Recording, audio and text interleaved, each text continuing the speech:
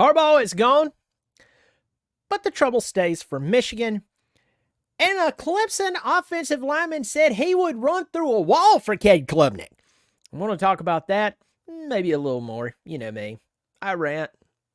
I have severe ADHD, or I don't even claim that I have that. I just have a terrible attention. Do with that what you will. Welcome to the show. I'm glad you're here. I'm Brian. I hope you'll subscribe if you've been watching, or if this is your first time to ever see me. You're like, what's this guy's problem? It's just life, my friend. No, it's actually a really good day. I hope you'll subscribe. It is free, and it's the easiest way to support the channel. So let's dive in. The Michigan Wolverines finally won a national championship in the first time in a long time this past year. Their offensive line looked incredible. Running back, incredible. So if you hate Michigan, if you're an Ohio State fan and you're licking your chops with everything that's going on, I will tell you this: when you line up head to head like they did last year and beat teams just by lining up, and I mean, what did they run the ball nonstop the entire second half against Penn State? I don't think they passed the ball one time and won. Yes. If they're signal stealing, yes, there can be issues there. But folks, when you line up and you run the same plays over and over and you can't stop it, there's no one who can signal steal that away. I mean, you got to finally just be like, y'all, we got to stack the box with like 15 people. I don't know. Get the cheerleaders to flirt with them. I don't know. But the whole thing... The whole thing is that Jim Harbaugh, we saw him suspended a couple of times last year. I've never seen that in college football. Maybe I overlooked it. Maybe I didn't care, but Jim Harbaugh was suspended a couple of times. Now, in the same season. And I see them win the national championship. And what I was going to say earlier is Michigan has been shoved down our throats for a long time. Oh, they're here. They're back. Just like Texas has been, just like Miami has been shoved down our throat. Penn State, they're being shoved down our throats all the time. And then the season kicks off. And you're not a bad football team. There's a few of you, like Miami, has totally let their fan base down. They've let their fan base down so many times. It's ridiculous. Miami's really a good head scratcher considering the whole recruiting thing and such and where they're located. But Michigan finally did something that shocked us all. They used their talent. They won a national championship. It's what I've always said about Georgia. Georgia should have 2 or 3 more national championships. But they wasted talent. You want to talk about a team that wasted talent? The University of Georgia, until Kirby came along, has wasted so much talent, it's hilarious. With that said, Michigan wins a national championship, but Jim Harbaugh, he sees the writing on the wall. This is not going anywhere. And so he takes a job with the Chargers. Everybody's kind of thinking, yeah, the main man is gone. Maybe they'll relent. And then no, they're not relenting. All right? They're not going to relent. In fact, more investigations is going on. In fact, I'm going to read this, that the new head coach of Michigan, the guy who filled in for Jim Harbaugh when he was suspended, Sharon Moore, allegedly deleted a 52 text thread with this Connor Stallions guy who was stealing the signals. And there's questions of, was anything actually incriminating in these texts? Maybe not, but it looks bad. All right. Then there was a whole thing that Jim Harbaugh said in a, let me see if I can pull this up. He said something about no one's perfect. If you stumble, you apologize and make it right. Today, I do not apologize because basically I didn't do anything wrong. I had no clue anything was going on. A lot of people got all up in arms, and folks, I'm kind of speaking out of left field here, but uh, a couple of things. A couple of things I can throw out there for you. I think Harbaugh wouldn't turn over a laptop or something like that. I don't know if any of this is true. I've just read. I don't even trust the media 75% of the time. I really don't. Even if they go, we've got an expert. Do you realize most experts are bought? If you don't realize that, and you think I'm wearing an aluminum tinfoil hat, go ahead. That's fine. You can think whatever. Just we keep finding out things that allegedly could be a conspiracy theory actually ends up being true. So I don't know what to believe anymore with certain things. But I don't blame Jim Harbaugh for not turning over like a laptop or something to someone, because I have a lot of software engineer friends, and those guys are those boogers, they can do anything to your laptop. Like, they can put stuff on your laptop that was never there. So would I put it past someone if they didn't like Michigan, and I'm no Michigan fan, to put something on a laptop? At this time in my life, I wouldn't be shocked. So I don't blame him for not turning it over to him if he didn't. I don't know what happened there, and I'm admitting that. But this problem is not going away for Michigan. And I just have a weird feeling about Michigan and Jim Harbaugh. Because Jim Harbaugh said, hey, listen, if we're going to, it was something along these lines, and please correct me if I'm wrong. I literally want you to. I don't want to just sit on here and say a bunch of stupidity, but correct me if I'm wrong. He was one of the people who said, hey, if we're going to pay players, let's just work out something across the board, right? I think he said something like that. And then all of a sudden, it was just like the floodgates opened on the guy. And I'm just at the point where I would not be shocked if he ticked off someone for that, because this whole NIL thing was portrayed to us by ESPN. You're sitting there watching, Saturday morning show. You've worked all week. You're finally getting to game day.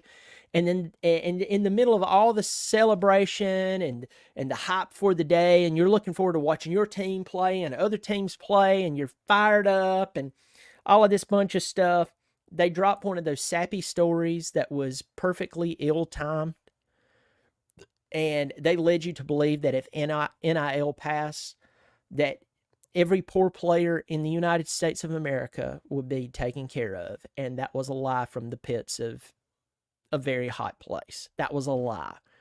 The rich got richer. The NFL prospects who were going to go to the NFL unless something stupid happened to them ended up driving Lamborghinis, and the poor people stayed poor unless they were a star. And Jim Harbaugh said, hey, maybe we should figure out a way to pay everyone, okay, in some way. I don't know all the details of that. I'm admitting that to you, but folks, I'm telling you, it was just interesting to see how the NCAA continued to go after Harbaugh. All right? Love him or hate him, love or hate Michigan, it doesn't matter to me. We have seen over the how many years, how many times the NCAA went hard after someone over something, but then something really egregious would go on somewhere else, and it's just like, no big deal. Yeah. We got friends and family over there. We're not going after them. I mean, I just throwing that out there. Get in here real quick, say hello. I'll keep talking about Harbaugh and the boys. One and only Tedo. Hey, Brian. Hey, listen. He said, Brian, listen, don't apologize for that. That has happened so much. I'm just now used to it. Why is Ohio State always hyped up but haven't won an Natty in 10 years? I mean, you got to ask them. There's something about that. I think this year was probably the best shot that they have to win it in a while. They're going to have to go through Georgia to get there, and they still have to play their schedule. But offensive line, I had Eric Boggs on here from the College Huddle. He talked about it. He said, listen, our offensive line is our Achilles heel. We got to, we got to watch it. So we'll see. Chisel, love the show. One of the only Clemson fans that calls it like it is. Thanks, Chisel. I appreciate it. John answers, hey, good to see you, my friend. Big John. Brian, you're cutting in my family time, brother. Happy Monday. Tomorrow's trash day at Big John's house. Hey, stop by my house. Got a few things I need to get out of my garage. If you repurpose it, I don't care. If you burn it, I don't care. It's good to see you, Big John. Big John is a supporter and monthly member of this channel. You see that symbol beside his name? Right beside Trump's face, holding up his fist after getting his ear taken off. That symbol means that he actually joined the channel. Not just subscribe, join the channel. He supports either $3 or $5 per month. So, Big John, thanks for supporting the channel. I'm just a dude. Listen, folks, I have this down here on purpose, and I'm going to bring you down here. See that? Not a journalist. I am not a journalist. I'm not a Clemson insider. I'm not down on the sidelines. By the way, I'm not so close to the Clemson team and coaches to where I feel bad so much to the point that I don't tell you the truth about the team. You need to think about that long and hard. Sit in a dark corner, play you some, I don't know, Nirvana, Pink Floyd. Anyway, just sit over there in the corner. Just sit over there in the corner and think about that. Now, I'm not knocking those guys. I've got friends who are people I'm colleagues with. We've been on shows together who are on the sidelines and everything. They do a great job. I'm not knocking them. But I'm just saying, I'm just a fan talking about my favorite team. So, do appreciate you supporting the channel, Big John. Caleb, the best Clemson football coverage comes from this channel. That's very kind of you, Caleb King. Thank you so much. Tim Russell, NCAA is fighting for relevance and should be thrown out with the trash. Maybe Big John can stop by and pick up the trash on the way, my friend. Maybe he can pick up by and just throw it out. I'm with you, Tim Russell. Jared, see you later. See you later? Why are you leaving, Jared? I don't know why you're seeing me later. Hope you'll stay here. It was definitely a witch hunt on Harbaugh. It's interesting. The one and only TD, love to meet you one day. Hey, man. I've been thinking, I've had this thought about getting together at having like some type of football season, sometime during the football season, get together on an off night, like a Tuesday night, where everybody comes in. I do a show on location. Let all of you know when I'm going to be in a place, maybe in Clemson. Just let me know what y'all's interest is. I'd like to have more people before I, got a restaurant involved or something like that. But I've thought about doing that. I think it'd be fun. I'd love to meet you too, my friend. Love to meet you too. Caleb Keem, Seneca, South Carolina in the chat. Caleb, you probably know I'm from Seneca. I don't live in Seneca anymore, but I'm from Seneca. Born and raised, still got a bunch of people over there. I'm in Seneca all the time. So if you think you see me in Seneca, you probably do. You probably have seen me. So it's good to see you. So, let's go ahead and keep on going. Tyler from Spartanburg, but not that Tyler from Spartanburg. That's hilarious. Dude, that's hilarious. Let's dive right back into Michigan. Here's the deal, folks.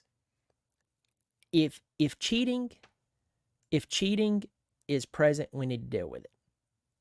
But if cheating is present here and it's present there, you're supposed to deal with both of it the same way, right? You're supposed to, right? You're supposed to deal with it the same way. And if you don't, you're called a hypocrite. You have a double standard, you have poor judgment, and you're probably bought off in some form or fashion. And we have seen this, for years in college football. The University of North Carolina, and this was, I'm going to go ahead and tell you, the University of North Carolina, I was considering their MBA program. So this is not like I have it out for the Tar Heels. But what went on with the basketball team? with fake classes and all that bunch of stuff. I mean, how true is that? A lot of people says it's pretty doggone true. Players going to fake classes that doesn't exist. If this is true, folks, that's a major mistake. But what did they get? What happened to them? Nothing.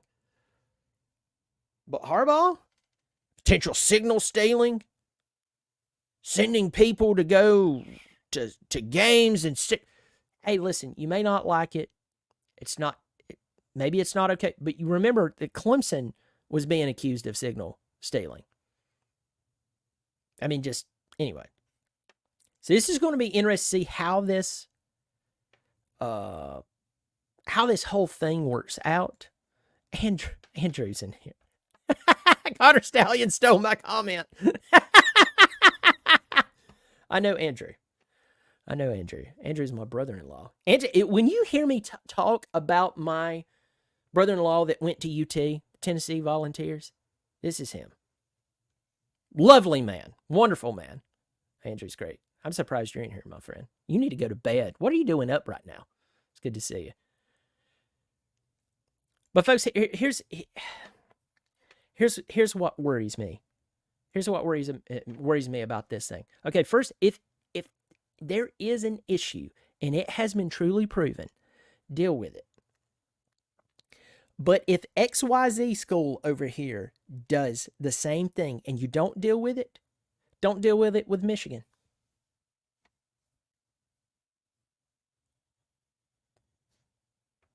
It's simple.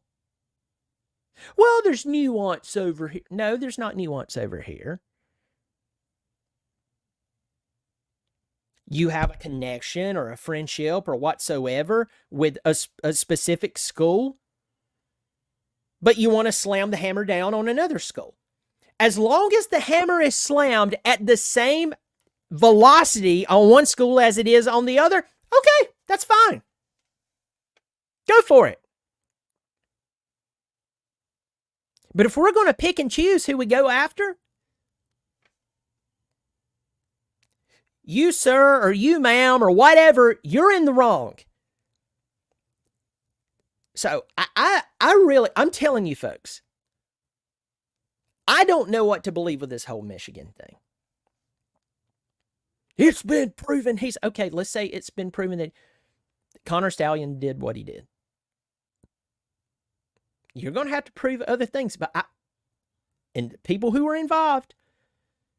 But I'm just begging you that if someone else does something, and maybe it's not signal stealing, but I don't know, making up classes that didn't exist, that if you're going to slam the hammer down on Michigan, you'll definitely slam the hammer down on this school over here. I mean, good grief. Let's talk about Clemson football. An offensive lineman said in a recent interview, said that he would run. This is Colin Sadler, our offensive lineman, said he would run through a brick wall for Cade Klubnik. Why did he say? I'm not kidding. He said this. Why would he run through a brick wall for Cade Klubnik? He said he's genuine. He's him. He's not concerned with putting on a front for everyone else or anyone else. It's just Cade. He knows that, and he knows what, and he knows we know that. Folks, I'm going to tell you this. It's just,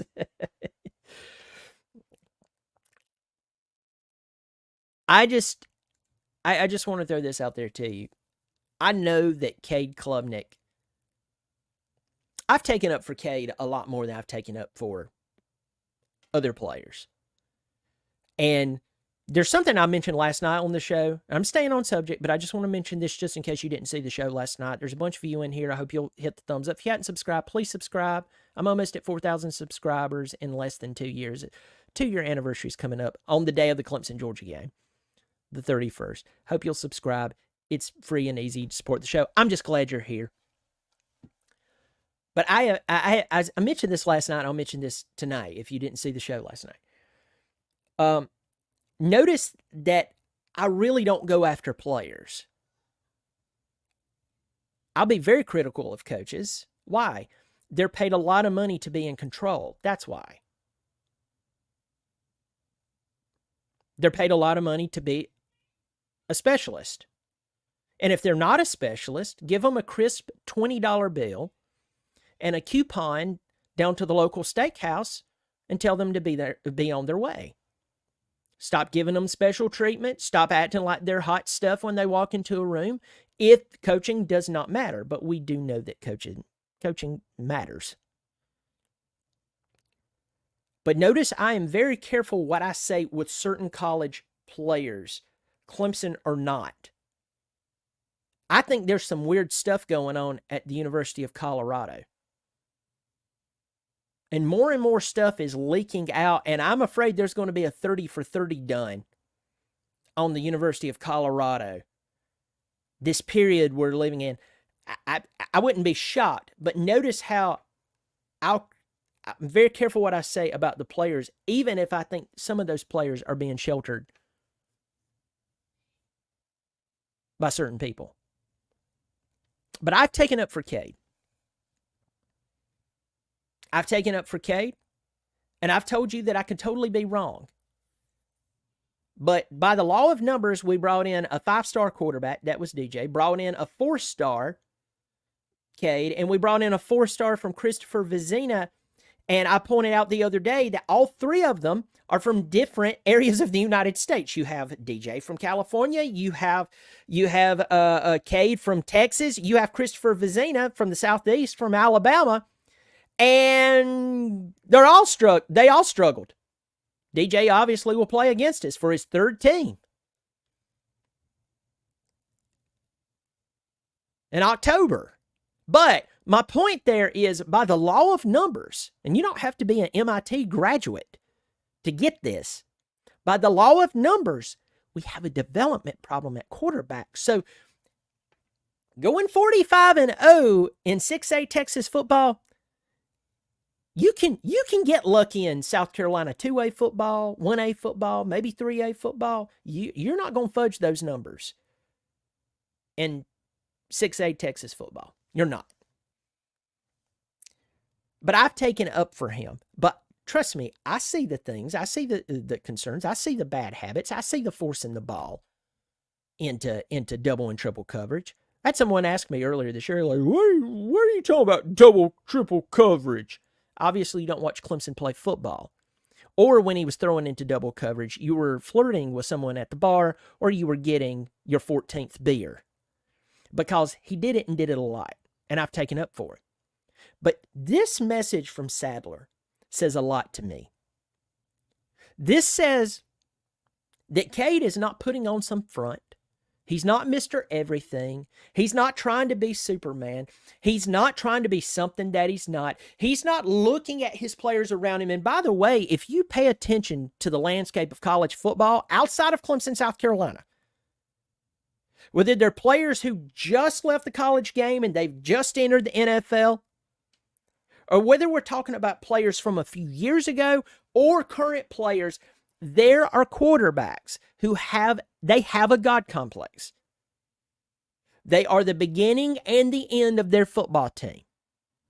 They are players who they are totally obsessed with the image in the mirror. And a lot of those players are hoisted up on the shoulders of the media and proclaim some type of great generational talent who's a wonderful leader.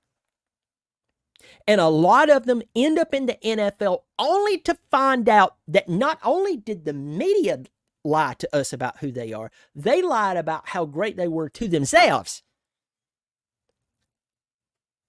And so Cade Klubnik, I'm not predicting that this guy's going to be a Heisman Trophy candidate. I'm not predicting that he's going to lead us to the promised land this year. I'm not predicting that he's going to win against Georgia on the 31st. But I'll tell you this, it makes me feel good to hear the offensive lineman, the guy who has to protect him, saying, I would run through a wall for this guy. You talk about sportsmanship. You talk about this is really a weird way of saying this, but a kinsmanship among the teammates. They'll protect that guy or die trying. So for me to read this comment means a lot to me. I mean, it's just it really stuck out to me. Let's go to the comment section. Tim Russell, what is considered cheating today will be included in the NIL tomorrow, along with your free degree in cultural studies from UNC. NCAA excuse was that NCAA has no control over academics. Yeah. It's funny how the NCAA always finds a way to get out of certain responsibilities, while when they can, they slam the hammer down. In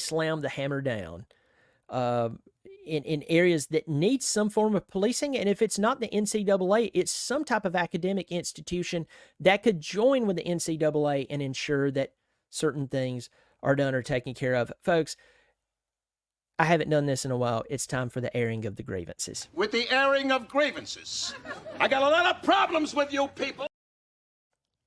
That is right. Listen to me.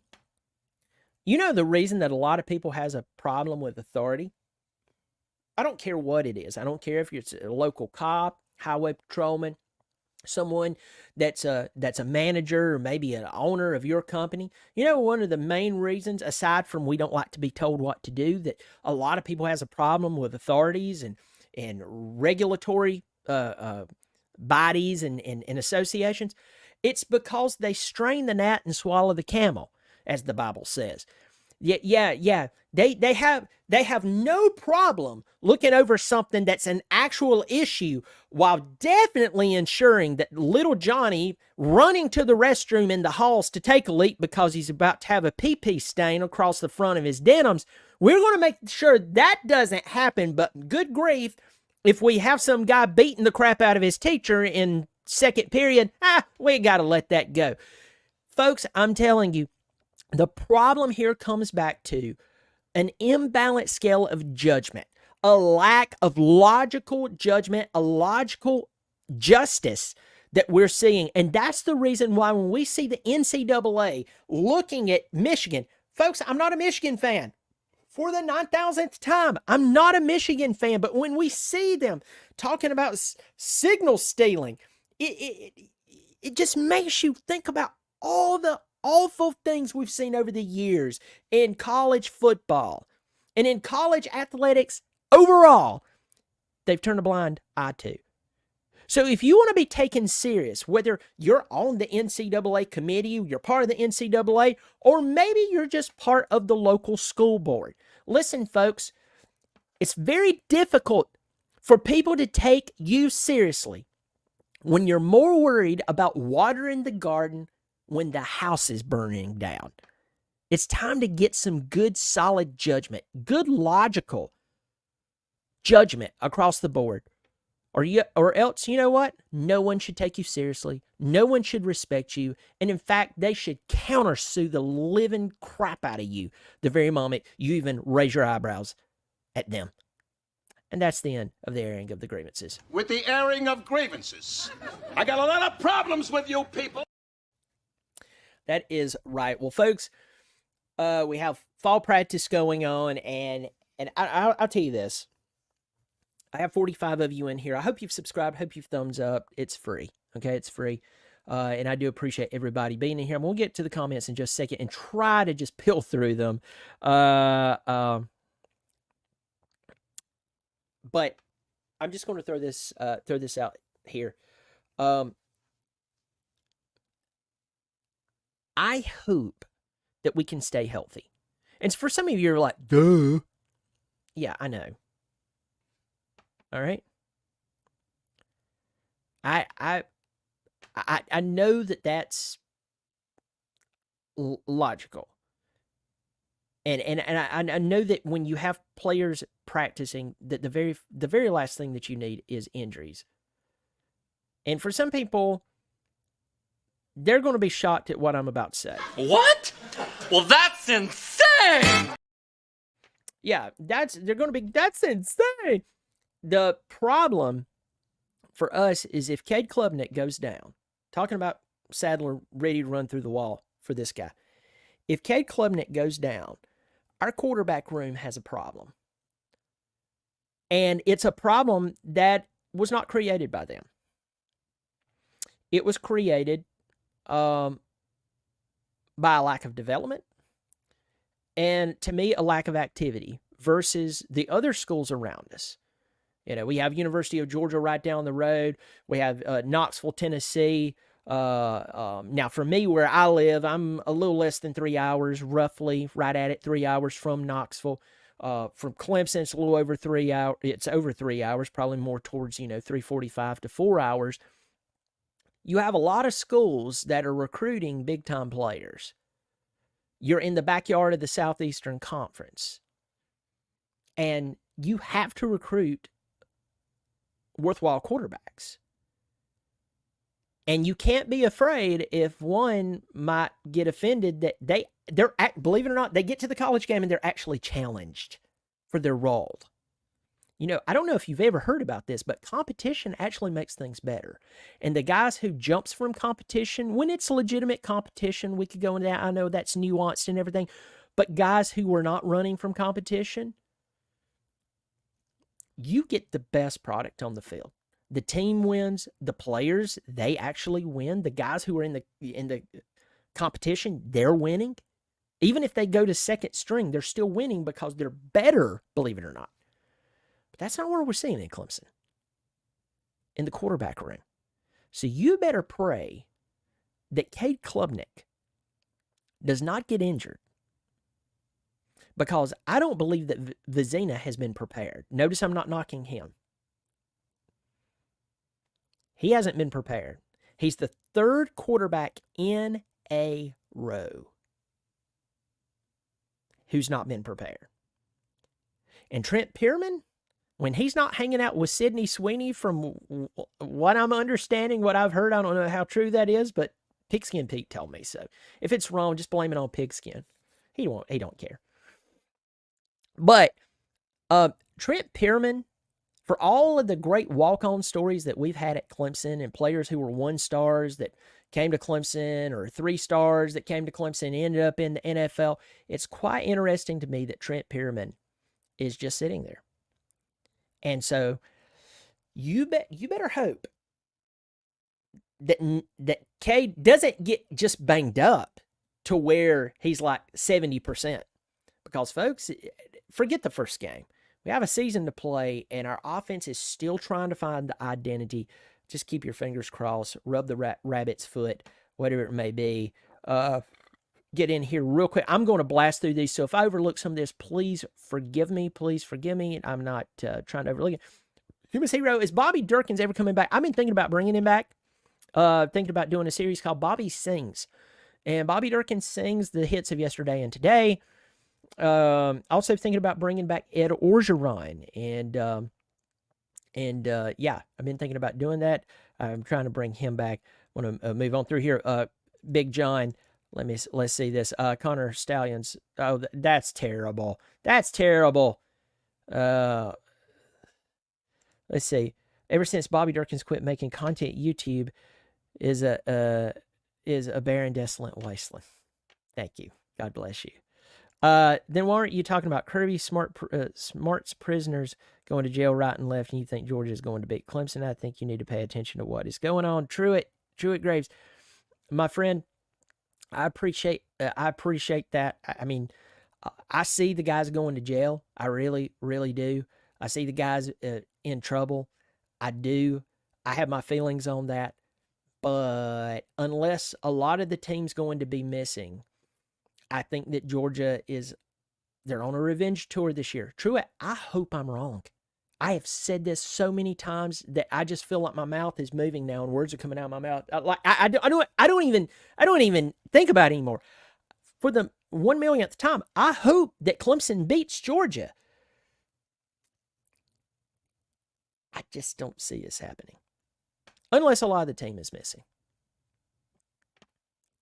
But they do have a problem there, especially with the speeding. I mean, they got to get that. I would tell them, hey, listen, we're only going to let you take an Uber. We'll give you university credit, but you can't drive. But I really want to. Don't drive. Let me see. Keep going out through here.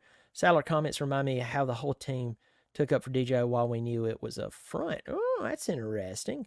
Listen, just need to correct you on one thing. For some reason, you stated Cade as being a 4-star coming out of high school. This is incorrect. He was a consensus 5-star. For some reason, listing, and I appreciate you pointing that out. I was thinking that it was a 5-star on some publications, while other publications had him a 4-star. Either way, and I appreciate you pointing that out. Either way, the guy never lost a game as a starter in Texas 6A football, and you can only fake it for so long, and it's just unfortunately. Will Eubanks, I joined the show late, but I don't see how anyone doesn't think Michigan didn't cheat. If there was no advantage, they wouldn't have secretly filmed teams. Will, I'm not going to say that they didn't cheat. What I'm going to say is really more the issue that I have is the NCAA of when they pick and choose to, do their job. And so it's just interesting to me how they do that. And so I'm not going to say that they didn't cheat. I'm just going to say that really for me, I'm more on the NCAA. And we've seen how the NCAA is just basically, they just need to dissolve and call it, Let's see. Don't forget, Georgia was the one that ratted Clemson out in 1981. They couldn't take down Clemson's defense, shutting down Walker. I know what you're talking about because if my memory serves me correct, Clemson went undefeated after they won the national championship, but they were on probation. 9 mil Norm. Frank Costanza was a great American. Yes, 9 mil Norm. You're 100%. The airing of the grievances. Jerry Stiller was flipping hilarious. Frank Costanza was great. Thanks for supporting the channel. $2. Thank you so much for the super chat, or whatever they're calling it now. Whatever the kids are calling it. Thank you so much. I do appreciate you supporting the channel. Going on down. Going to fly through here. Blah, blah, blah. If Pearman is prepared, wouldn't that same coaching staff be involved in his development? Also, Garrett Riley didn't coach TJU. If Cade doesn't improve, you can criticize Riley, in my opinion. You're right.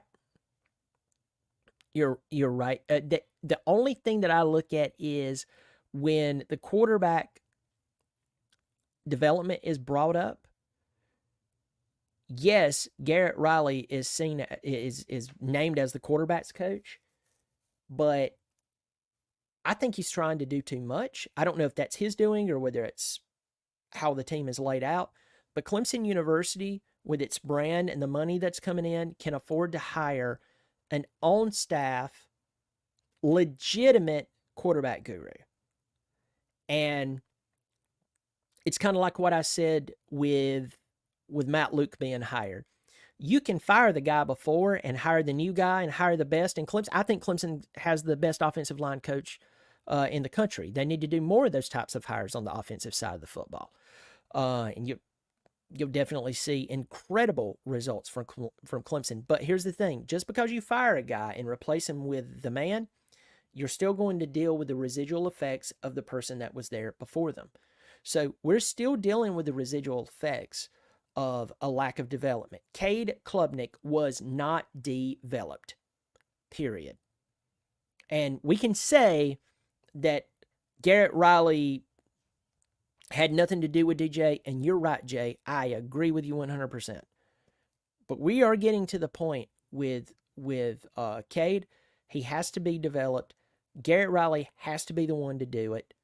And what's going on with Vizina? This is year 2 with him. Same scenario. You're right. You're 100%. I'm just saying that if I were a recruit, until Clemson proves that they can develop a quarterback, I wouldn't go to Clemson. Sorry.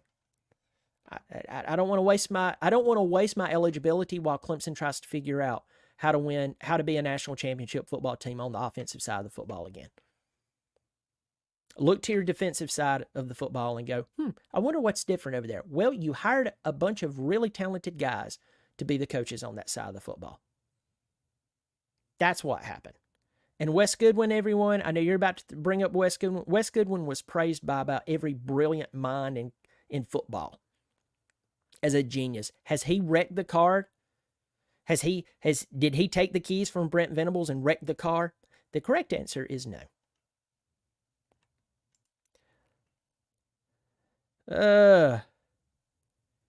User, I'm waiting for BK and Bobby Durkins to do a live show together. That would be, I would probably have an aneurysm. Maybe it's worth it. I don't know. Dabo done his players see his character NFL dudes ain't looking back. Huh. Let's keep going. Kentucky vacated 2 seasons for cheating this week. What the Wolverines did was way worse. We'll see.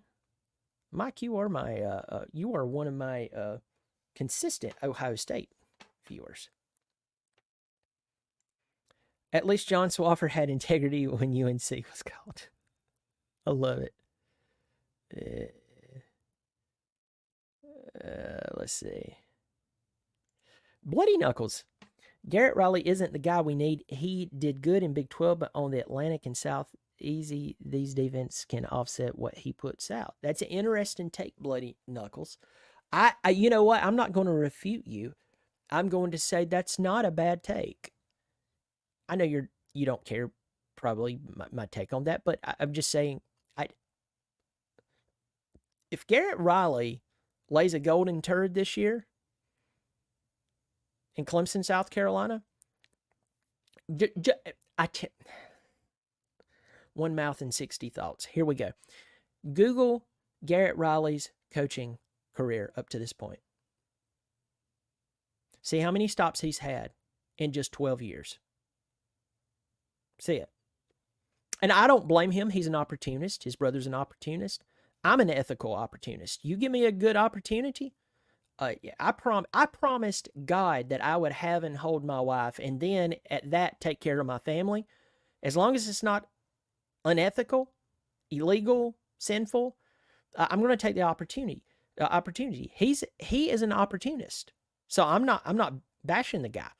But how the Clemson's offense looked last year was probably one of the biggest setbacks to the trajectory of his career up to this point. And he lost 65-7 in a national championship to Georgia. So I think for him personally, career-wise, he has to have a good year. Garrett Riley has to have a good year. It doesn't matter what team he's coaching for. He has to have a good year this year, or else a lot of what you're saying might very well be true, Garrett, Bloody Knuckles. There's a bunch of you in here. This is gonna be an hour-long video if I keep reading all this, but I'm gonna try to. I think Clemson will need to get Bryant Westco, TJ Moore involved a lot in the Georgia game to really do something. I think Clemson players understands they don't even have to beat Georgia. Okay, I agree with you. For me, young Pablo, I think they need to stretch the field. Yeah, sometimes you've got to stretch the field, even if you know that the ball's going to be thrown out of the bounds. You tell the quarterback, "Hey, their safeties are really good. They're reading what we're doing, but we're going to go long on them just to stretch them, so the safeties can't walk up, so the defense can't budge up. You know." So they just can't feel like they can play press coverage and get away with it. Sometimes you have to do that. Because I'm going to tell you this, if you keep throwing that quick pass out into the left and expect your wide receivers who really don't block that well to block that well, so you get your playmaker the football, and it keeps failing, you're just going to wall those safeties up. You're going to play a press coverage on them. That's it. That's it. So sometimes you have to stretch them. And if one of those youngins comes up with the football, that's a whole other scenario. So you've got to get everybody in the passing. And I know exactly what you're talking about, young Pablo. We got to get everybody involved. Everybody that's a wide receiver involved. And we've got to have a vertical threat, and we need, for goodness sakes, to get the tight ends involved because we have them.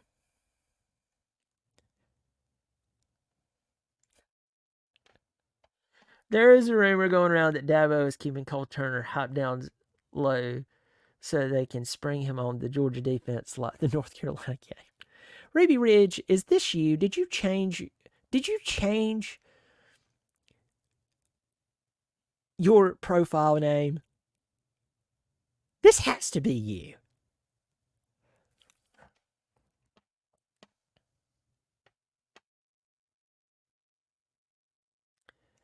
Will Eubanks, interesting. I think Dabo's offensive mindset is the problem. We didn't bring Garrett Riley in to run the Garrett Riley offense. We brought him in to run the Clemson offense. That's what ended Jimbo Fisher. There's been a lot of thoughts on that comment right there, or the general idea of it. And I know that Garrett Riley's been paid a lot of money to call plays for Clemson, but if any of this is truly as potentially true as it is, I mean, that's career suicide. You know it. I know it.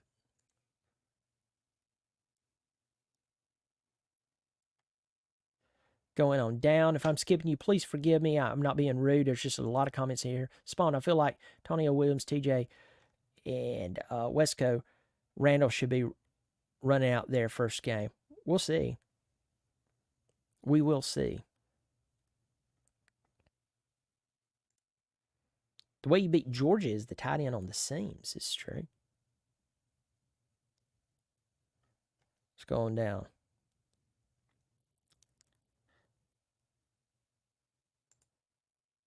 You got to, if you take chances, you're right. You got to pick up the blitz. I agree with you 100%. You have to. But you still, I agree with you 100%. I'm not butting you. I am agreeing with you. You still have to take shots downfield. Unless you're playing a team that you can line up and give Phil Mafah the ball. And Bloody Knuckles, I don't know if you saw this video, and I'm saying this to anyone. I did a video about 2 months ago, might even be 3 months ago. The time flies so much. Where I said Mafah equals 9 wins. Mafah equals 9 wins. And the idea behind that video is that versus the 9 of the 12 teams that we play, you might throw NC State in there if their defensive front 7 is having problems or maybe not as good as some may think that they are. They're not known for their front 7 right now. They got some good players along the front 7, but they're not dominant. Okay? And that's even coming from the Locked On Wolfpack guys that I had on the show. Great guys. I need to have them back on here. I had a great time. But they were talking about the offense is locked and loaded for NC State, but the defense, they have some good players here and there, but that is the concern. So you might be able to count NC State in that. That would be 10 wins. I said if you line up and give Phil Mafah the football, give Phil Mafah the football 25 times a ball game, 9 out of 12, maybe counting NC State at 10 out of 12, you win because of Phil Mafah. Ask Notre Dame. Ask other teams. And my point here for saying all of that is that we don't have to have the offense throwing the ball around 50, 60 times a game. That's what lost us ball games. But you have to get the ball around to your receivers, and you have to stretch the defense. Because that helps Mafah in the long run, and it keeps them honest. Because I'm the type of guy, if I see that you just can't get the ball out, your offensive line's not that great, I'm going to dare you to throw it on me. Let me go down in here one more time. Don't lie, Bloody Knuckles is your favorite. That's hilarious. What are the odds Clemson loses to Georgia in the runs table? winning the ACC. To me, Tim, that I know there's probably some numbers that's been ran. I haven't looked at that. But let's think about it this way. I've said that if Clemson loses by 14 points or less to Georgia, that could be that. I'm not happy with the loss. Take it there. But where we're at in Clemson football right now, I think that would be a good thing. And I think that it gives them a lot to fight for the rest of the season. You could say, hey, we played Georgia and we're still figuring things out. We got a new offensive line coach, and yeah, he's great and stuff. But what I said earlier, just because you fire another guy, that doesn't get rid of his effect, influence, impact on the team. So Matt Luke is brilliant. It's still going to take time, And I believe that if Clemson plays just solid with Georgia, and then for the rest of the season they stay healthy, they play solid. I'm giving you my opinion. I don't know what the odds are. I would say that I could see Clemson at best going 10-2.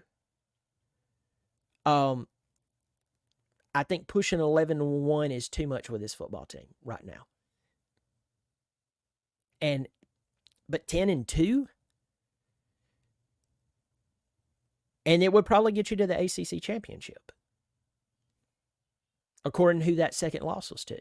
10-2, and all of a sudden, everything seems just semi-normal in Clemson. Guys like me will be looked at like, I'm just a terrible, horrible person who has too high of expectations. It's according to how they play throughout this season, where if I see growth out of them, sure, I have a strong opinion. I'm not married to it. If you prove me wrong, I'll say, hey, I was wrong. Or they grew. But you got to show me first. And, forget me. They play Georgia. They play Florida State. They play NC State. I think Virginia Tech's going to be a problem. I think Virginia Tech in Blacksburg, I think it's already sold out. They're coming.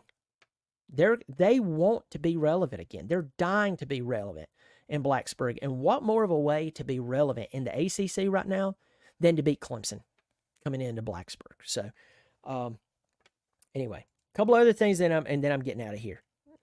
Okay, let's see.